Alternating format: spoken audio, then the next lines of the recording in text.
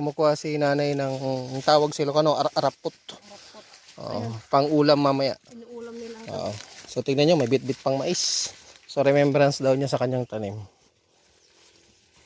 Anong luto ng arapot na yan? Arapot? Ibig sabihin, inapapot.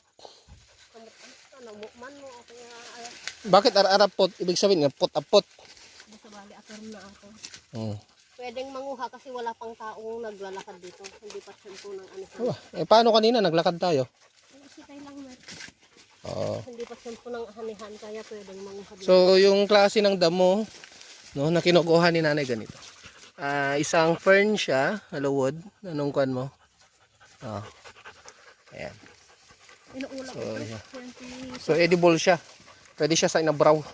Pwede siya sa mamaya gigisa ni nanay. Wood. Tingin dito.